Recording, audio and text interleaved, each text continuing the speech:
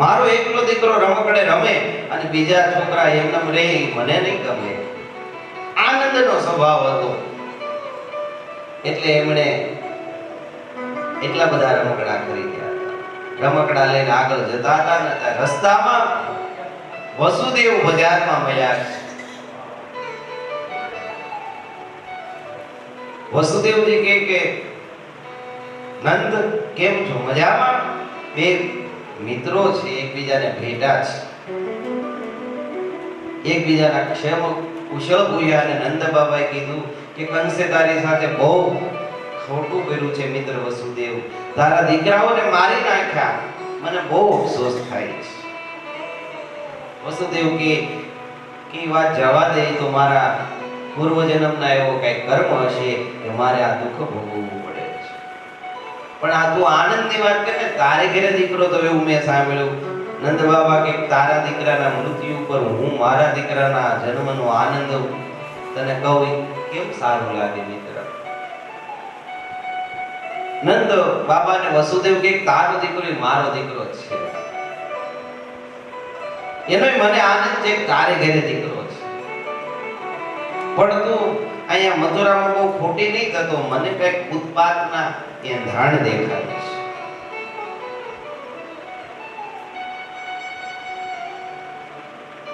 તું જલ્દી મથુરાથી ગોકુળ જજે. નંદ બાબા કે કઈ વાંધો નહીં, જેવું જ કાર્ય પૂરું થાય એટલે હું તરત નીકળી જઈશ. આ બાજુ બહુ બધાએ આનંદ ઉત્સવ કર્યો, ખૂબ મોજ મજા કરી. બધા દેવતાઓ આવ્યા, બ્રહ્માજી આવ્યા, ઇન્દ્ર આવ્યા, પણ મહાદેવ તો સમાધિસ્થ હતા. એને ખબર ન રહી ભગવાન ક્યારે અવતાર લઈ લીધો. આ ઉત્સવનો એટલો શોર બકોર છે, કૈલાસ સુધી ગયો ને ત્યારે મહાદેવની સમાધિ તૂટી. પણ આ ઉત્સવ પૂરો થઈ ગયો. મહાદેવ કે હવે જાવું કેમ ઉત્સવમાં? મહાદેવ વિચારે કે ચાલો ઠાકોરજીના બાળ સ્વરૂપના દર્શન તો કરવા જ પડશે.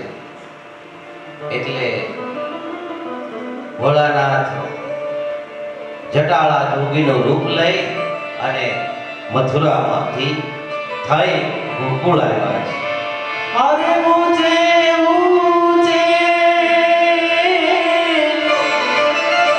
શિવ મંદિર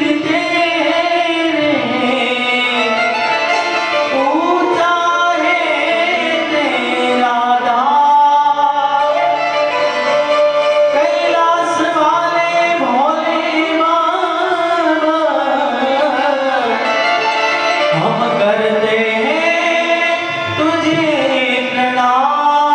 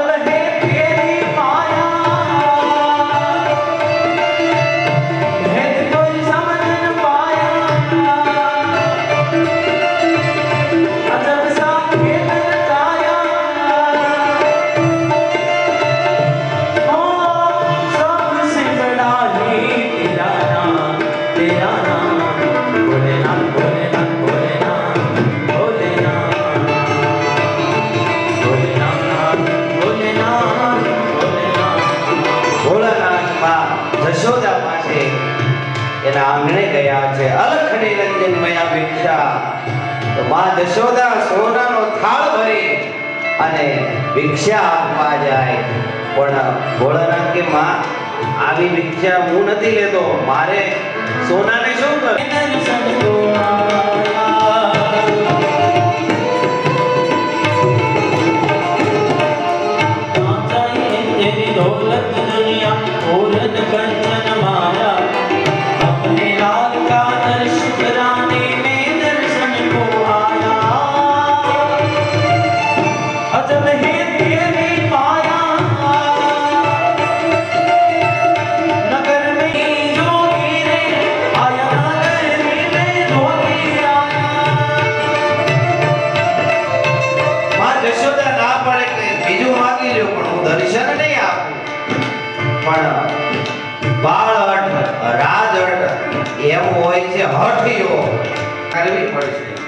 એટલે ભગવાન રડવા લાગ્યા.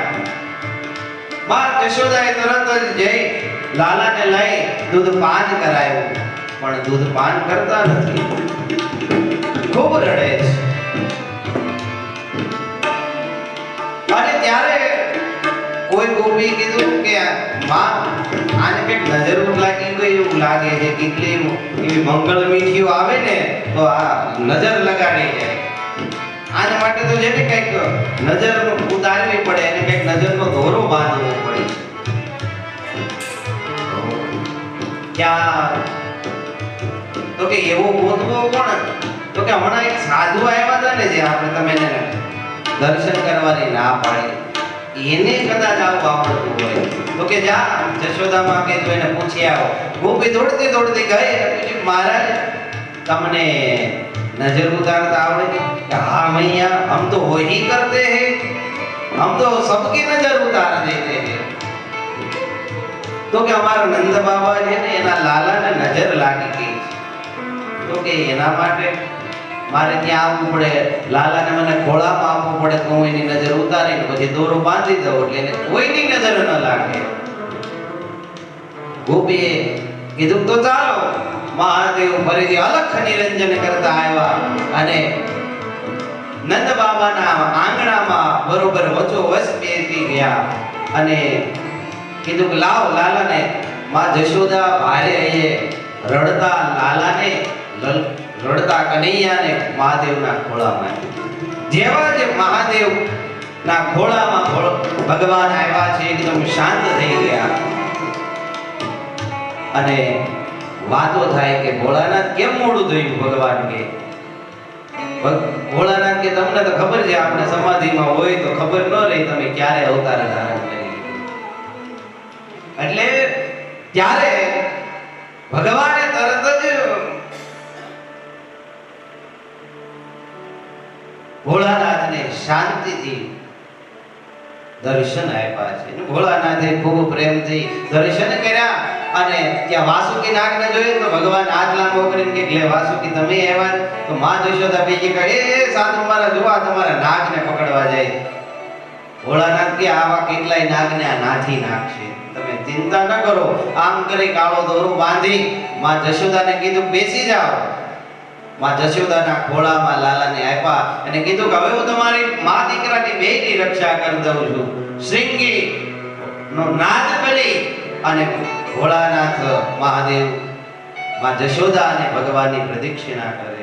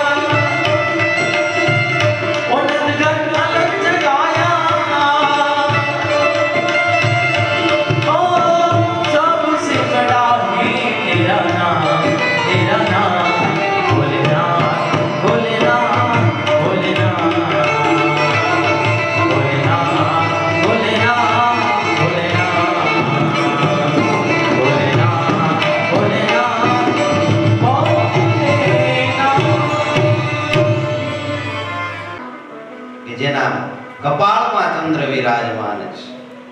એક ગોપીનાથ અને એક ગોપનાથ, આનું મિલન હતું. ભગવાન પ્રવૃત્તિ માર્ગ વાળા છે અને ભોળાનાથ નિવૃત્તિ માર્ગ વાળા છે.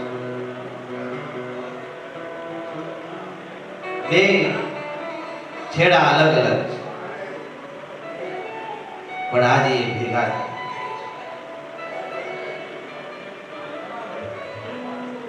આ બધું કંસને ચિંતા થઈ એટલે પોતાના મંત્રીઓ સાથે મંત્રણા કરી તો મંત્રણામાં એ વાત નીકળી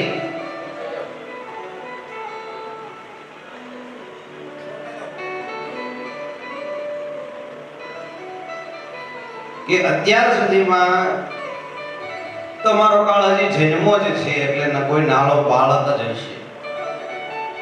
તો મથુરા મંડળમાં જેટલા જેટલા બાળકો હોય ને એને મારી નાખવા પડે એટલે એમાં તમારો કાળ એ મરી જાય. બાકી તો કોઈ ઉપાય નથી. તમારો કાળ છે એ કોણ એનું કઈ મીટર તો આવતું નથી, ખબર પડે કે આ તમારો કાળ છે. એટલે જેટલા પણ બાળકો હોય ને એને બધાને મારી નાખવા પડે તાજા જન્મેલા. તો કે એના માટે કરવું શું? તો કે બાળકોને મારવું હોય ને તો એમાં પુરુષ નો ચાલે. કેમ? તો કે જ્યાં અંતરવાસ હોય, જ્યાં સ્ત્રીનો ખાટલો હોય ત્યાં તો કોઈ બહિરા જઈ શકે, કોઈ સ્ત્રી જઈ શકે. એવી કોઈ સ્ત્રીને મોકલો જે બધા બાળકોને મારી નાખે. ત્યારે પૂતનાને પોતાની બેન માને એ યાદ આવે છે. પૂતનાનું સાચું નામ તો હતું બકી. શું નામ હતું? બકી. બકાસુરની બેન હતી. બકાસુર અને કંસનું યુદ્ધ થયું હતું. એમાં બકાસુરને કંસ જીતી ગયો. બકાસુરને મારવા દોડ્યો અને બકી એટલે કે પૂતનાને એમ થયું કે હમણાં જ મારા ભાઈને મારી નાખશે એટલે દોડીને ગઈ.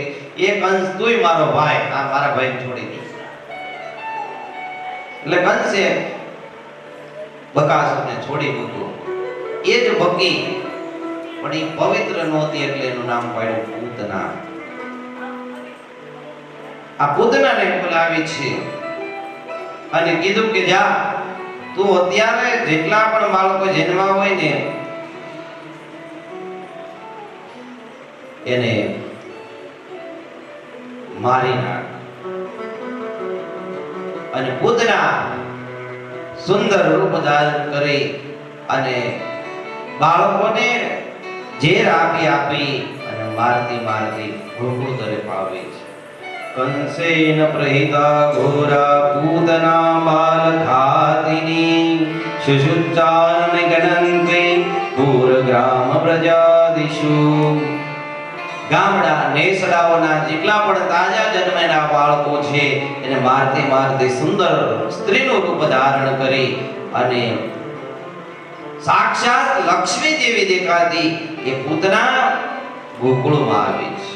જોતામાં જે નંદ બાબાના ઘરે આવી છે અને સીધી જ માં યશોદા પાસે ચાલી ગઈ છે. અને અહીંયા પૂતનાને કઈ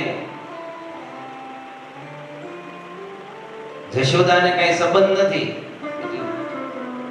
છતાંય પૂતનાને માસી કીધી. કેમ? તો કે સીધી જે ઘરમાં જાય ને એમ જવાનું માસી હોય. ઓસરીને કોરે આવીને બેસી જાય એટલે એમ જવાનું ફાઈ હોય.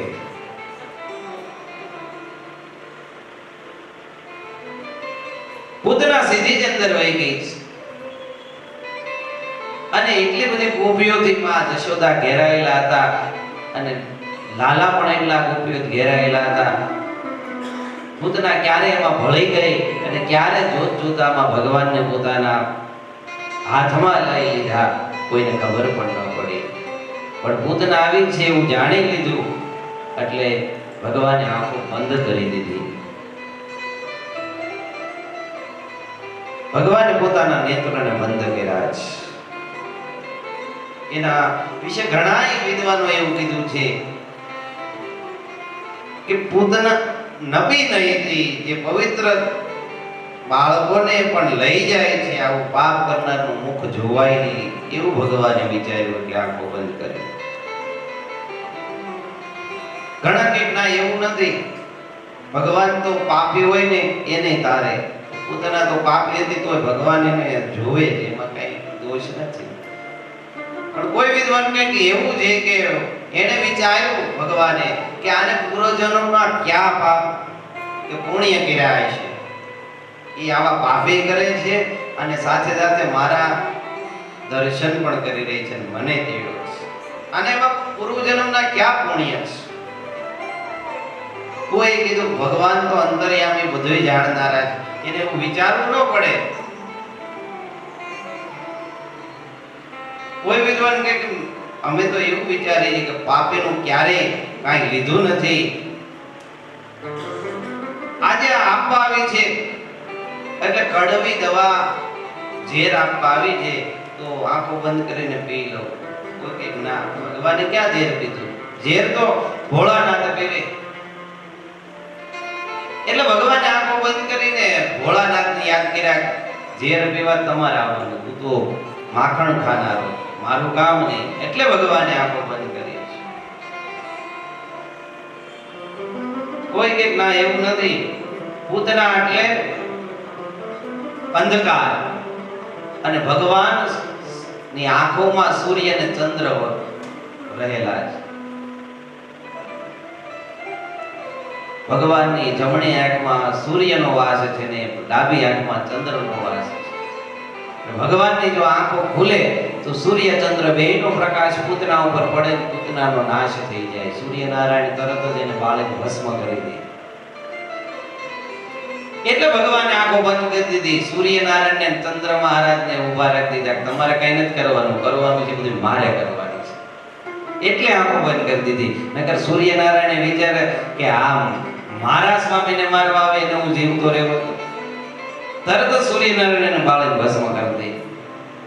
એટલે ભગવાને આંખો બંધ કરીને સૂર્યનારાયણને રોકી દીધા, તમે કઈ કરતા નહીં, જે કઈ કરવું છે મારે લીલા કરવી છે. આ રીતે ભગવાને આંખો બંધ કરી હતી. અને જેવી જ પૂતના આવી જોત જોતામાં રાણીવાસથી થોડીક આઘી થઈ ગઈ, પોતાના થાન ઉપર ઝેર ચોપડી અને ભગવાનના મોઢામાં આપવા જાય. ભગવાને તરત જ થાન મોઢામાં લઈ અને પૂતનાના પ્રાણ સૂચવા લાગ્યા છે. અને પ્રાણ ખેંચાવાને કારણે પૂતના મુંચ મુંચલામિતિ પ્રભાષિણી, છોડી દે આમ કહેવા લાગી. ભગવાન કે હું કોઈને પહેલા તો પકડતો જ નથી, અને જેને પકડું ને એને તો મોક્ષ આપીને જ રહું. એટલે હવે માસી તમે આવ્યા છો, પણ હવે તમને મૂકીશ નહીં, મોક્ષ આપીને જ રહીશ. પૂતના પોતાના અસલ સ્વરૂપમાં આવી ગઈ છે અને દોડવા લાગી છે. ભગવાનને છાતીએ લગાડીને ખૂબ ભાગી છે. ભાગતી ગામના ગોંદરે ગઈ. પોતાનું વિકરાળ સ્વરૂપ પ્રગટ થઈ ગયું છે. પૂતના છોડ મુખ આમ રાડો પાડતી ભૂમિ પર ઢળી પડી છે. ભગવાન પૂતનાના પ્રાણ પીવા લાગ્યા. ભગવાને પૂતનાના પ્રાણ હરી લીધા. ધડામ કરતી ભૂમિ પર પડી. જ્યાં પડી ત્યાં વૃક્ષોનો કચર ઘાણ નીકળી ગયો છે. આ બાજુ આવો હાહાકાર થતા માં જશોદા બેશુદ્ધ ઢળી પડ્યા છે. બધી જ ગોપીઓ ગભરાઈ ગઈ છે. બધા જ ગોવાળો દોડી અને ભગવાન પૂતનાના છાતી ઉપર સુતા હતા ને એને તેડીને લઈ લીધા. આ બાજુ નંદ બાબા ગોવાળો સાથે આવતા હતા. એને રસ્તામાં જોયું તો પૂતના મરેલી પડી છે. ગોવાળોએ સગળી વાત કરી.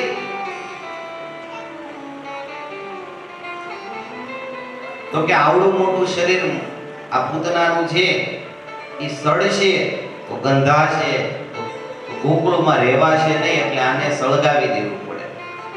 પણ પૂતના હતી ડાય, પડીને જ્યાં પડી ત્યાં વૃક્ષો હતા, વૃક્ષોને ભાંગી નાખ્યા હતા. લાકડાની વ્યવસ્થા કરતી ગઈ. જે લાકડાઓ હતા પૂતનાના શરીરના 5 ભાગ કર્યા. હાથ અલગ કર્યા, પગ અલગ કર્યા, ધડ અલગ કર્યું. અલગ અલગ લાકડા ગોઠવી એના ચિતામાં અગ્નિદાહ દેવામાં આવ્યો છે. અને જેવો અગ્નિદાહ દેવામાં આવ્યો એમાંથી સુગંધ પ્રગટી છે. બધાને નવાઈ લાગી કે આવી ભયંકર રાક્ષસી ના અગ્નિદાહ થાય તો એમાંથી તો દુર્ગંધ આવી ગઈ, પણ આ તો સુગંધ થઈ. એનું કારણ તો કે એનું કારણ એ જ કે જેને ભગવાનનો સ્પર્શ થઈ જાય એ ભગવાન રૂપ બની જાય છે. ખુદના પણ પવિત્ર થઈ ગઈ છે. તો વૈષ્ણવ ધર્મમાં તમે એને ભગવાનના ઠાકોરજીને વાઘા પહેરાવો ને પછી એને વાઘા નો કહેવાય, વાઘા એને પોશાકજી કહેવું પડે. જારી ધરાવો એટલે એને જારી જી કહેવા પડે, કારણ કે એ ભગવાનનું રૂપ બની જાય. ભગવાનને જેનો સ્પર્શ થઈ જાય ભગવાન રૂપ બની જાય. પછી વાઘા હોય એ ભગવાનના હેઠે ન મૂકી શકાય, જો મૂકો ને તો પાપ લાગે, એને પગ ન અડવો જોઈએ. તો પૂતનાનો આ રીતે અગ્નિ સંસ્કાર થયો. આ પૂતના કોણ હતી? કે પૂર્વ જન્મમાં જેની બલિ રાજાની આપણે કથા સાંભળી ને, બલિ રાજાની દીકરી રત્નમાલા હતી. એ રત્નમાલાને પેલા વામનને જોયા ને તો એને પ્રેમ ઉદ્ભવ્યો કે કેવો સુંદર દીકરો છે, મારે આવો દીકરો હોય તો. એટલે ભગવાને કીધું તારા ફળે હું એકવાર આવીશ. પણ ભગવાન જેવા વામનમાંથી વિરાટ થયા ને એટલે વિચાર્યું કે આ તો બહુ કુટિલ છે, આને તો મારી નાખવો જોઈએ. પેલા પુત્ર ભાવ થયો, પછી શત્રુ ભાવ થયો. આ બે ભાવ ભેગા કરીને પૂતના રત્નમાલા બીજા જન્મે પૂતના રૂપે આવી. એટલે પૂર્વ જન્મમાં રત્નમાલા હતી, એ જ આ જન્મમાં પૂતના થઈ આવી છે. અને બે ભાવ ભેગા છે, પુત્ર ભાવ પણ છે ને શત્રુ ભાવ છે, બે ભાવ લઈને આવી. અને પૂતના છે ને અવિદ્યા છે. સંસારમાં જીવ જેવો આવે ને એટલે પેલી વેલી અવિદ્યા આવે. ભગવાન તો સાક્ષાત પરમાત્મા હતા એટલે એને અવિદ્યાનો નાશ કર્યો ને આપણે અવિદ્યાના આવરણમાં આવી ગઈ. અવિદ્યા કેવી છે? 5 પરવા છે. જેવો જીવને અવિદ્યા લાગે ને એટલે ઈ પેલા ઈ ભૂલી જાય હું કોણ છું. મેં પેલા દિવસે કીધું હતું ને હેમાદ્રીમાં કે આપણે પાપ કામ કરીએ છીએ કે આપણે ભૂલી જાય કે હું કોણ છું. જો આપણને યાદ રહે ને તો આપણે પાપ ન કરીએ. હું ઈ ભૂલી જાઉં હું બ્રાહ્મણનો દીકરો, મારાથી આ કામ ન થાય, મારાથી પાપ થાય તો મારાથી પાપ ન થાય. તમે એવું વિચારો ક્ષત્રિય મારા વડવા કોણ કે જેને કાઠિયાવાડ ઉપર રાજ કર્યું, કાઠિયાવાડનું નામ એની ઉપરથી પીડ્યું, મારાથી આવું કામ થાય? જો ઈ એવું વિચારે તો ઈ પાપ ન કરે. તો ઈ ભૂલી જાય કે હું કોણ, મારા વડવા કોણ, ઈ ભૂલાઈ જાય એટલે પાપ થાય. બીજું કે અવિદ્યા છે ને દેહાધ્યાસ કરાવી દે. આ શરીર જ હું છું એવું આપણને લાગે છે એટલે આપણે દુખી થાય છે. બાકી આ શરીર હું નથી એવું જો યાદ રહીને તો બહુ તકલીફ ન થાય. ત્રીજું ઇન્દ્રિયાધ્યાસ થાય, ઇન્દ્રિયોનો અધ્યાસ થાય. ઇન્દ્રિયો જેમ કહે ને એમ આપણે કરવા લાગીએ. જીભને એમ થાય ખારું ખાવું છે, આંખને એમ થાય ખારું જોવું છે, બધું હારું હારું જેને ગમવા લાગે અને એમાંથી ધીમે ધીમે પાપ તરફ વળે. તો યાદ આવ્યો છે શટ્ટાસુર કે જે દેહ રહિત છે, એને આજ્ઞા આપી કે જાઓ તમે મારા કાળ કે જે નંદના ઘરે છે એનો વધ કરી આવો. આજ્ઞા થઈ. શટ્ટાસુર ફરતો ફરતો આવ્યો છે. આ બાજુ ભગવાનના જન્મનું જે નક્ષત્ર રોહિણી છે 3 વાર આવી ગયું, એટલે કે 51મો દિવસ ભગવાનના જન્મનો થયો છે.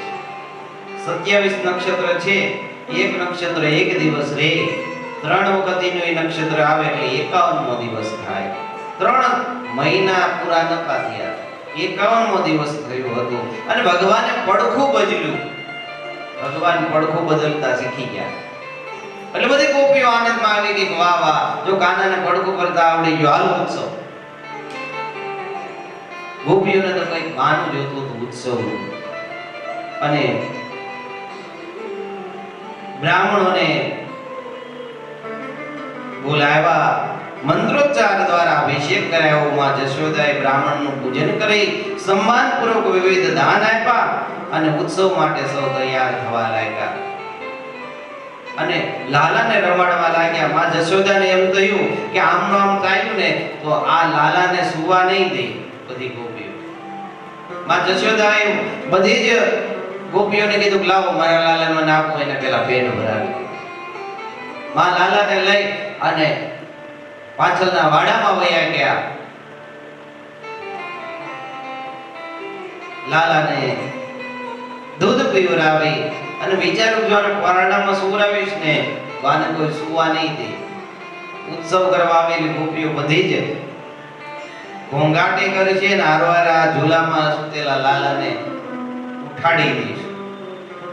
એટલે માં જશોદાએ વિચાર્યું કે અહીંયા જ કંઈક વ્યવસ્થા કરું. એક ગાડું પડ્યું હતું કે જે મથુરા મોકલવાનું હતું.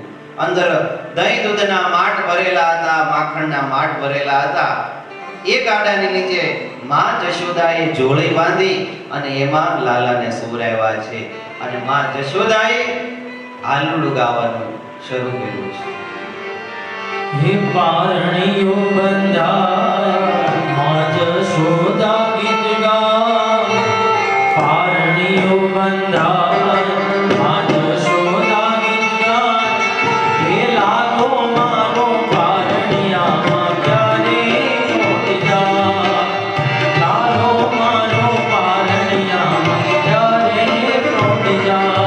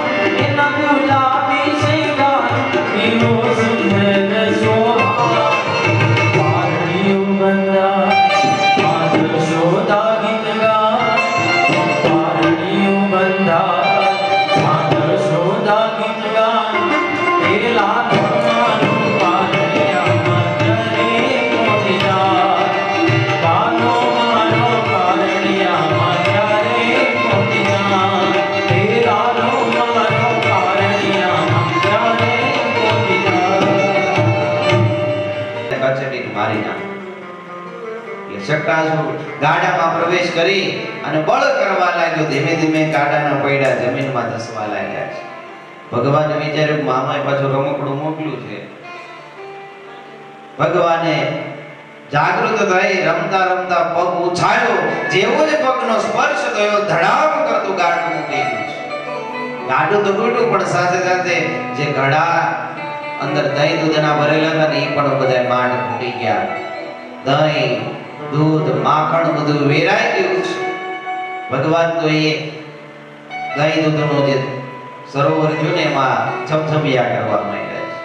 તળાવ થયો એટલે આ બાજુ બધા ઉત્સવ કરતા હતા ને સમલાલ દોડીને આવ્યા છે. જોયું તો ગાડું તૂટી પડ્યું છે.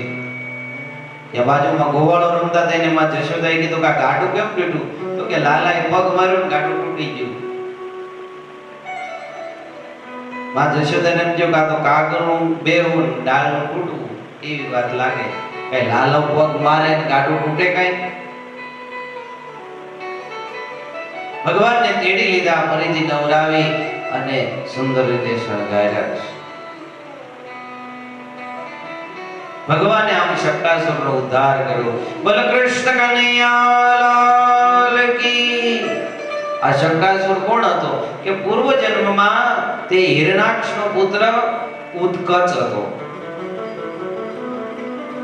એ બહુ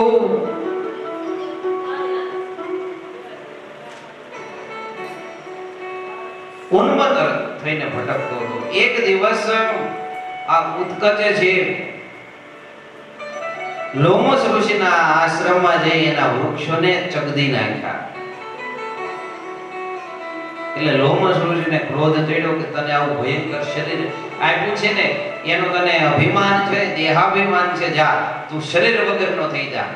કંટોળિયા જેવું છે. કંસે જાણ થઈ કે શક્ટાસુર મર્યો છે એટલે તૃણાવર્તને બોલાવ્યો છે કે જાઓ તમે આ જે નંદ છે ને એના દીકરાનો નાશ કરી આવો.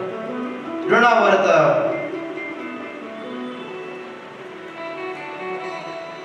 ફરતો ફરતો ગોકુળ આવ્યો છે. માં જશોદા ભગવાનને ખોળામાં લઈ અને એક વખત દૂધ પીવડાવતા હતા. ભગવાનને જાણ થઈ તૃણાવર્ત આવે છે એટલે ભગવાન વિચાર્યું કે મારે કંઈક લીલા કરવી પડી છે. ભગવાને પોતાનું વજન વધાર્યું. ભગવાને વજન વધાર્યું એટલે માં જશોદાને એમ થયું કે આને વધારે દૂધ પી લીધું, આનું વજન વધી ગયું છે. એટલે માં જશોદાએ લાલાને નીચે મૂકી દીધા. ભગવાન રમવા લાગ્યા. માં જશોદાને થયું કે હવે રમશે, લાય થોડું કામ કરી નાખ. નાનો દીકરો હોય ત્યારે માને ઈ જ હોય કે જલ્દીથી જેટલું કામ થાય ને રમતો હોય છોકરું ત્યાં કરી આપે. એટલે માં જશોદાએ વિચાર્યું કે આ લાલો રમે છે, લાય હું થોડું કામ આટોવી લઉં. અને માં ઘર કામમાં પુરવાઈ ગયા. આ બાજુ ભગવાન રમતા રમતા આંગણામાં આવી ગયા છે. દૈત્ય મોટું વંટોળિયાનું રૂપ લીધું છે અને વંટોળ રૂપે આકાશમાં તેઓ ધીમે ધીમે ગોકુળમાં આવ્યા. ગોકુળમાં તૃણાવર્ત આવ્યો અને ત્યાંથી સીધો જ તે નંદ બાબાના આંગણે આવ્યો. ભગવાનને જોઈ સીધા તેને વંટોળમાં લઈ આકાશ માર્ગે લઈ જવા લાગ્યો છે અને વંટોળના કારણે આખો ગોકુળ અસ્ત વ્યસ્ત થવા લાગ્યો. ખડના પુળા ઉડવા લાગ્યા છે, ગાડાઓ પણ ઉડવા લાગ્યા છે. આખા ગોકુળના ક્યાંય પણ છતો રહી નહીં, બધી છતો ઉડવા લાગી. અને ભગવાનને લઈ તૃણાવર્ત આકાશમાં જાય. ભગવાને ધીમે ધીમે વિચાર્યું કે હવે આનો નાશ કરવો જોઈએ. એટલે ભગવાન પોતાનું વજન વધારવા લાગ્યા. એટલું તો વજન વધાર્યું, એટલું તો વજન વધાર્યું. તૃણાવર્તને જેવું હું કોઈ પર્વત ઉપાડી લાવ્યો છું. જોવે તો ભગવાને પોતાનું એટલું વજન વધાર્યું કે તૃણાવર્ત સહન ન કરી શક્યો. અને જેવો તે નંદના બહાર આંગણાની બહાર નીકળ્યો એનું એટલું વજન વધી ગયું કે આગળ વધી નહોતો શકતો. ભગવાન એને એવો ધક્કો લગાડ્યો કે સીધો જ એ ગોકુળના કોંદરે જઈને પડ્યો, ધડામ કરતો પડ્યો. ભગવાને નામ ઉદ્ધાર કર્યો. બોલો કૃષ્ણ કનૈયા લાલ કી. આ રીતે ભગવાને તૃણાવર્તનો ઉદ્ધાર કર્યો છે. તૃણાવર્તને ભગવાને વજન વધારીને માર્યો છે. તૃણાવર્ત એટલે તૃણાવર્ત જીવમ આવરિતિ સતૃણાવર્ત. જે જીવને તણખલાની જેમ ઉડાડી દે ઈ તૃણાવર્ત. ઈ કોણ? તો કે મનની વાસનાઓ. આ વાસનાઓ એવી છે ને કે જીવને ગમે ત્યાં લઈ જાય અને આકાશમાં ઉડાડવા લાગે.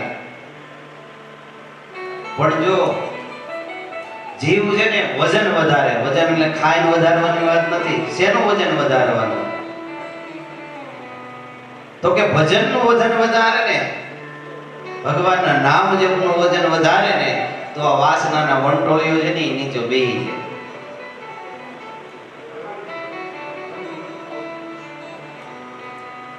એટલે તૃણાવર્તના કથાથી સમજવાનું કે જીવે આ સંસારમાં આવીને ભજન કરવું. વજન વધશે ને તો વાસનાનો વંટોળ એને નડશે નહીં. અને આમ ભગવાને તૃણાવર્તનો ઉદ્ધાર કર્યો છે. હવે આગળ ભગવાનની ઝુંભણ લીલા આવે છે. એક વખત માં જશોદા લાલાને દૂધ પીવડાવતા હતા. બહુ દૂધ પીધું લાલાએ. માનો સ્વભાવ છે ને આવો હોય. દૂધ ન પીવે બાળક તોય તકલીફ, વધારે પીવે તોય તકલીફ હોય. કારણ કેમ વધારે ખાય પીધું દૂધ. એટલે જ માને ડાકણ કીધી છે. દીકરો વેલા મોડો જોયો ને તોય તરત એને એવો વિચાર આવે ક્યાંક મારા દીકરાને કઈ છૂતો નહીં હોય ને. આજ ભગવાને ખૂબ દૂધ પીધું છે એટલે માં જશોદાને એમ થયું કે એટલું બધું દૂધ કેમ પીવે છે. ત્યાં તો ભગવાને બગાસું ખાધું અને બગાસું ખાતા માતા જશોદાનો ની દ્રષ્ટિ ભગવાનના મુખમાં ગઈ. ખમરોદસી જ્યોતિર્નિકમાશા સૂર્યેન્દુવહની શ્વસનાંબુદિચ્ચ દીપાન્નકાસ્તદુ દુર્વનાની ભૂતાનિયાની સ્થિરજંગમાની. માય ભગવાનના મુખમાં સૂર્ય, અગ્નિ, વાયુ, સમુદ્રો, પર્વતો, નદીઓ, સ્થાવર જંગમ જગતને જોયું. સ્વર્ગ, આકાશ અને પૃથ્વીને પણ જોયા. આખા જગતને પુત્રના મુખમાં જોયું ને મૃગનયના યશોદામાં કંપી ગયા. વિસ્મય પામ્યા. માએ વિચાર્યું કે લાલાના મુખમાં બધું ક્યાંથી હોય. નક્કી આ ભાગની આંખોની ગડબડ છે. આમ વિચારી માએ આંખો બંધ કરી દીધી છે. ભગવાને આ લીલા દ્વારા માને સમજાવ્યું હતું કે માં હું એકલું દૂધ નથી પીતો. આ બધાયનું પાલન પોષણની જવાબદારી મારી છે. આ બધાયનું પાલન પોષણ કરવા માટે તારા દૂધને હું લઈને જાઉં છું ને એટલે મારે વધારે દૂધ પીવું પડે છે. પણ માં જશોદા તો ભોળા કઈ સમજી શક્યા નહીં અને ભગવાને તરત જ લીલા કરી અને માં બધું ભૂલી ગયા છે. સમય વીતતો જાય છે. આ બાજુ વસુદેવને તો ખબર છે કે જે નંદને ઘરે દીકરો છે મારો દીકરો છે. એને વિચાર્યું કે નંદ તો છે ને ગોવાળ છે ને બિચારાને ખબર ન પડે કે દીકરાનું નામ પાડવું પડે. નામકરણની એક વિધિ હોય. એકવાર પાછો કર આપવા નંદ બાબા ગયા એટલે વસુદેવજી પૂછ્યું કે શું છે નંદ, કેમ છે? કે બસ આનંદ મંગળ છે. હમણાં તો દીકરો કરે છે એટલે બહુ વધારે બધા આનંદમાં રહે છે. ખૂબ આનંદ આવે છે. તો કે દીકરાનું નામ પાડ્યું? નંદ બાબા કે કાંઈ પાડ્યું નથી, અમે તો લાલો લાલો કહી. કોઈ કાનો કહી, કોઈ લાલો કહી. વસુદેવને એમ થયું કે આમને માર્યો તો દીકરાનું નામે નહીં પાડે. લાય મારા ગુરુ જે છે ને ગર્ગાચાર્ય, એ બધા યાદવોના ગુરુ છે ને કહું. ગર્ગાચાર્યને ખાનગીમાં વસુદેવજી બોલાવીને કે ગુરુ ગર્ગાચાર્ય, તમને એક વાત કહું છું, તમે મારા ગુરુ છો એટલે કે મારો દીકરો મેં જે નંદને ઘેર મૂક્યો છે. હવે નંદ તો ગોવાળનો, એને કઈ ખબર ન પડે. તમે જાઓ અને એના નામકરણ સંસ્કાર કરી દો, જેથી મારું દીકરાનું નામ તો પડી જાય. મારાથી બીજું તો બાપની રીતે કઈ થઈ શકે એમ નથી, પણ તમે મારા કુલ ગુરુ છો, આ એક મારું કામ કરી દો. કંસને ખબર ન પડે એમ તમે આ એક કાર્ય કર્યું. ગર્ગાચાર્ય મહારાજ ફરતા ફરતા ગોકુલમાં આવ્યા છે અને નંદના આંગણે આવ્યા. નંદને જેવી જાણ થઈ ગર્ગાચાર્ય મહારાજ આવ્યા છે, ખૂબ પ્રેમથી સ્વાગત કર્યું છે. સુંદર આસન આપી આગતા સ્વાગતા કરી છે. શુકનિયાળ ગાયોનું દૂધ, કઢિયેલું દૂધ બનાવી અને ગર્ગાચાર્ય મહારાજને આપ્યું. ગર્ગાચાર્ય મહારાજે કીધું કે તારે ઘરે દીકરો થયો મેં સાંભળ્યું છે, શું નામ પાડ્યું? ગર્ગાચાર્ય મહારાજ છે ને સૌથી મોટા જ્યોતિષી કહેવાય છે. જ્યોતિષીમાં ગર્ગાચાર્યનું નામ બહુ મોટું છે. ગર્ગ સંહિતા નામની સંહિતાની અંદર એમણે ભગવાન કૃષ્ણની લીલા પણ ગાઈ છે. ત્યારે નંદ બાબાએ કીધું મેં તો હજી નામે નથી પાડ્યું, મેં એના જન્માક્ષર પણ નથી જોવરાવ્યા. નંદ બાબાએ કીધું કે તમે જે કામ કરો ને આનું નામકરણ કરી નાખો ને, મારે ક્યાં કોઈને ગોતવા જવા. ત્યારે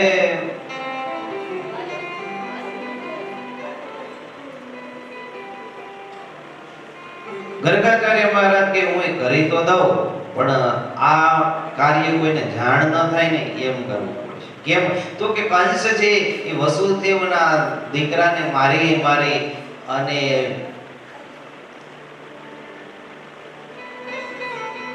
પોતાના કાળને ગોતતો હતો, પણ એની દીકરીને મારીને જ્યારે એને કીધું તારો કાળ ક્યાંક બીજે જઈને છે.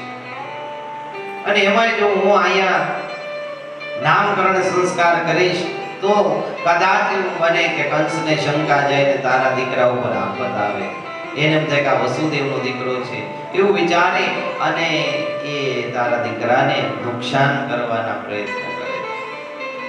તો કે કાંઈ વાંધો નહીં, ગાયનો વાડો સાફ કરાયો છે, ગાયનું છાણ લીપાયું છે અને ત્યાં સુંદર મંડપ બનાવ્યો છે. નામકરણ સંસ્કારની વિધિ કરાવી અને માં યશોદાજી આજે લાલાને પ્રેમથી શણગારે છે. યમુના જળમાં કેસર ઘોળી અને આજે લાલાને નવરાવે છે. સુંદર શણગાર કર્યો છે. આવો આપણે પણ ભગવાનનો શણગાર કરીએ.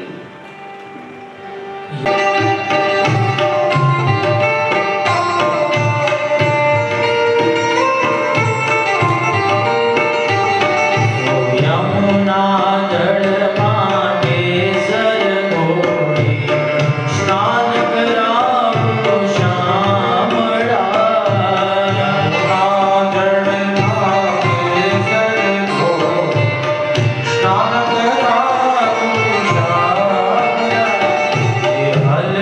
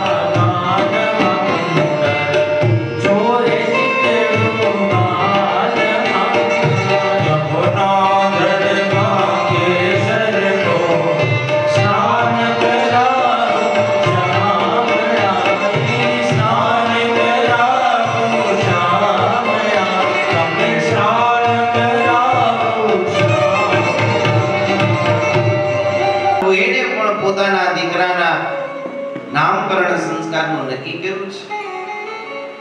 એમણે પણ બલરામજીને ખૂબ શણગાર્યા છે અને એને પણ તેડી બંને માતાઓ જ્યાં ગાયનો વાડો છે ત્યાં પોતાના બાળકોને લઈ જવા તૈયાર. રસ્તામાં રોહિણીમાએ કીધું કે આ ગર્ગાચાર્ય છે ને બહુ મોટા જ્યોતિષી છે, અમારા કુળના પુરુષ, બધું જાણે એવા છે. માં જશોદાએ કીધું કે એમ તો કોઈ કોપી કીધું કે લાવો ને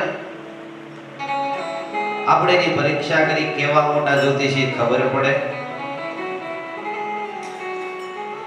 ભગવાનને માં રોહિણીના કોળામાં દીધા અને રોહિણીના જે દીકરા બલરામ છે એને માં યશોદાને દીધા. એકબીજાના લાલા તેડી અને માં યશોદા અને રોહિણી ગાયના વાડામાં પ્રવેશ કર્યો છે અને બેઠા છે. તરત જ ગર્ગાચાર્ય મહારાજ કીધું તમે એકબીજાના દીકરાને કેમ તેડી બેઠા છો? જાણી ગયા ગર્ગાચાર્ય. માં જશોદા અને માં રોહિણીને ખૂબ જ આનંદ થયો કે હકીકત આ વિદ્વાન બ્રાહ્મણ છે. અને ગર્ગાચાર્ય મહારાજે નામકરણની પૂજા વિધિ કરાવી, ગણપતિ કુળદેવીનું પૂજન કરાયું છે. પૂજન કર્યા બાદ હોમ કરાયો. હોમ કરાવ્યા બાદ સોનાની થાળીમાં બાળકોના નામ અંકિત કરાવી અને નામકરણ સંસ્કાર કર્યા છે. અને ગર્ગાચાર્ય મહારાજ કે પુરુષનિનામ કૃષ્ણદેવાનામ આચાર્ય મહાત્મને અયમ હિ રોહિણી પુત્રો રમ્યન સુરદો ગુણે આખ્યાસ્યતે રામૈતિ બલાદિક્યાદ બલમ વિદુ યદુનામ પૃથક ભાવાત સંકર્ષણમ મુષંત્યુત. કે હે નંદ, આજે રોહિણીનો દીકરો બલરામજી કે યશોદાના ખોળામાં રમે છે એ સુરદ થશે, સર્વના મનમાં રમનારો થશે, એટલે એનું નામ રામ રાખું છું. પણ બળવાળો હોવાને કારણે એનું નામ બલરામ થશે. બધા યાદવો જે છોટા છોટા થઈ ગયા છે ને એને ભેગા કરશે, એકઠા કરશે, એનું નામ સંકર્ષણ પણ થશે. ત્રીજું નામ રોહિણીનો દીકરો હોવાથી રોહિણી થશે. આવા બલરામજીના નામકરણ કર્યા. ત્યારબાદ ભગવાનના નામકરણની શરૂઆત કરી કે આ યશોદાનો પુત્ર સાક્ષાત નારાયણનો અંશ છે. દરેક યુગમાં એ અવતાર ધારણ કરે છે. આ યુગમાં એને શ્યામ શરીર ધારણ કર્યું છે. એનું નામ કૃષ્ણ પડશે. મન કર્ષતિ આકર્ષતિ ઇતિ કૃષ્ણ, જે બધાના મનને આકર્ષિત કરનારો હોવાથી એનું નામ કૃષ્ણ પાડ્યું છે. ભગવાનનું નામ આજથી કૃષ્ણ પડ્યું. બોલો કૃષ્ણ ભગવાન કી. આ રીતે ભગવાનનું નામ કૃષ્ણ પાડ્યા બાદ ગર્ગાચાર્ય નામકરણ સંસ્કારની વિધિ પૂર્ણ કરી. બપોર થઈ ગયા હતા. ગર્ગાચાર્ય મહારાજ કે હવે હું જાઉં.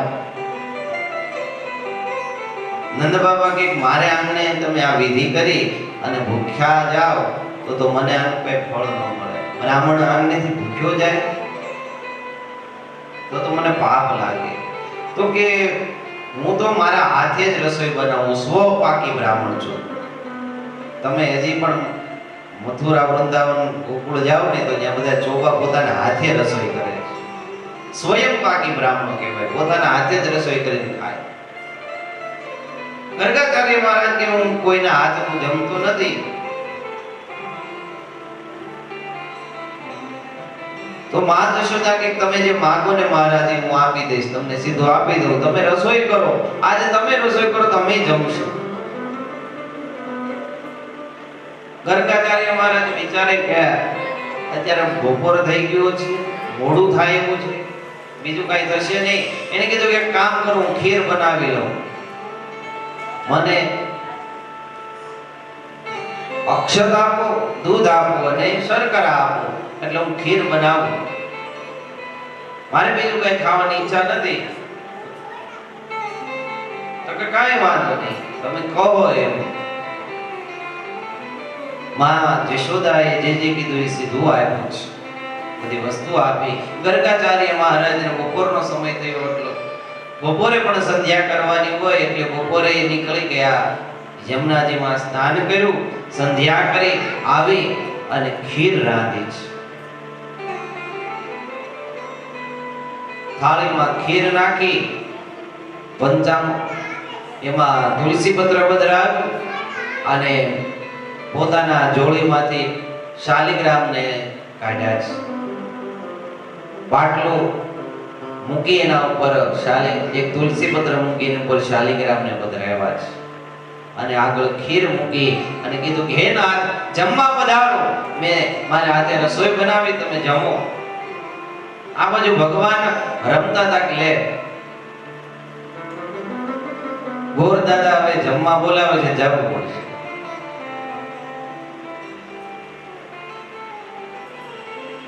ભગવાન તરત જ ઘૂંટણ વેર ચાલતા ચાલતા વાખોડિયા ભરતા ભરતા સીધા જ ગર્ગાચાર્ય મહારાજ પાસે ગયા.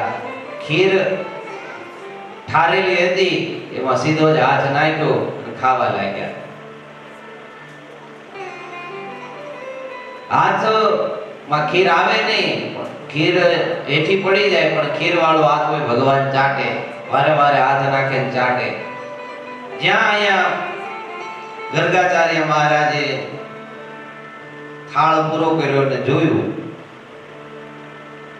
આંખો ખોલીને જોયું, ત્યાં તો ભગવાન કૃષ્ણએ એઠા હાથ થાળીમાં બોળે છે અને તરત જ ક્રોધિત થઈ ગયા કે યશોદા. યશોદા દોડીને ગયા, જોયું તો કઈ પૂછવા પણ રહ્યું નહીં. જો આ કે તારા લાલાએ મારી ખીર એઠી કરી નાખી, હું ઠાકોરજીને ધરતો હતો. યશોદાએ માફી માંગી કે મહારાજ આ બાળકને તો ખબર ન પડે, અને યશોદામાં લાલાને કીધા કે તારે ક્યાં ખાવાની ખોટ છે, તો આ બ્રાહ્મણની થાળીમાં હાથ નાખ્યો. ભગવાન કે પણ એને મને બોલાવ્યો એટલે હું ગયો હતો. માં યશોદા વાત સમજ્યા નહીં. માં યશોદાએ માફી માંગી, કીધું મહારાજ હું પાછું બીજું તમને સીધું આપું, પાછી ખીર બનાવો. એક તો આ મોડું થતું તો આળસ થતી હતી, પણ છતાંય કે હવે ફરીથી ખીર બનાવી છે. ગર્ગાચાર્ય મહારાજે ફરીથી સ્નાન કરી ખીર બનાવી અને પાછી શાલિગ્રામની આગળ તુલસી પત્ર મૂકીને ધરીને ગાવા લાગ્યા.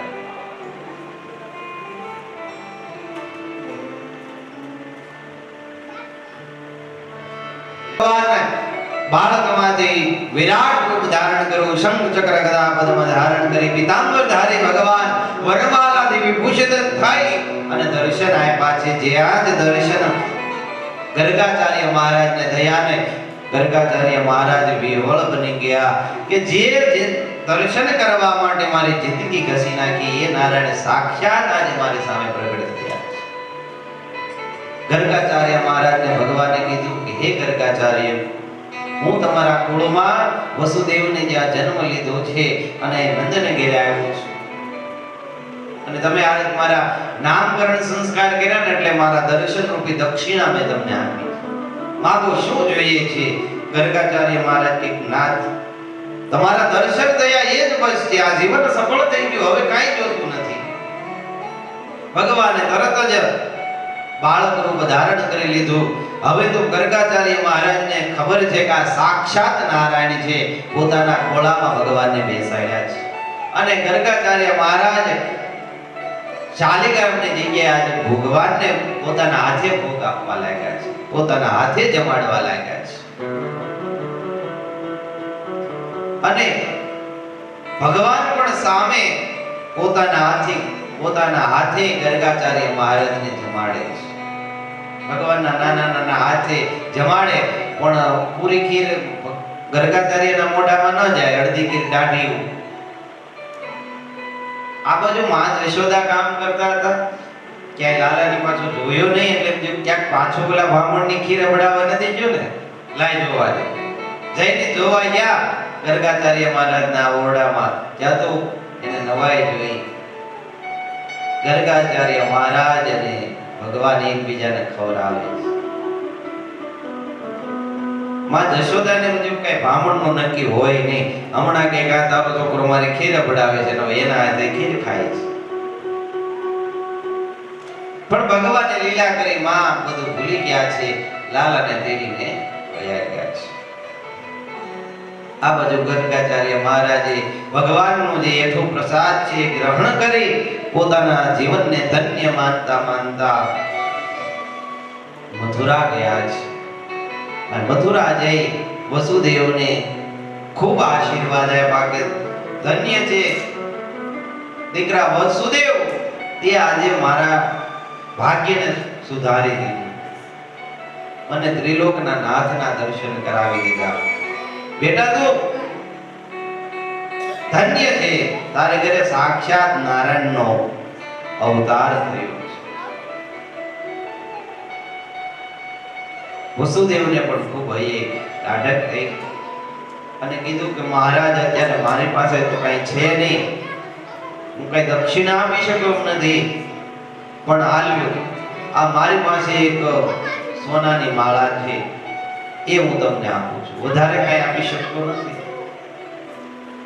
ગર્ગાચાર્ય મહારાજ કે હવે આ સોનું ને ચાંદી ને હીરા જવાહરાત મારે કોઈ કામના નથી, મારું તો જીવન ધન્ય થઈ ગયું, મને ભગવાનના દર્શન થયા છે, મારે કાંઈ જોતું નથી. છતાં પ્રેમથી વસુદેવે પોતાના ગળાની જે સોનાની માળા છે એ ગર્ગાચાર્ય મહારાજને દક્ષિણામાં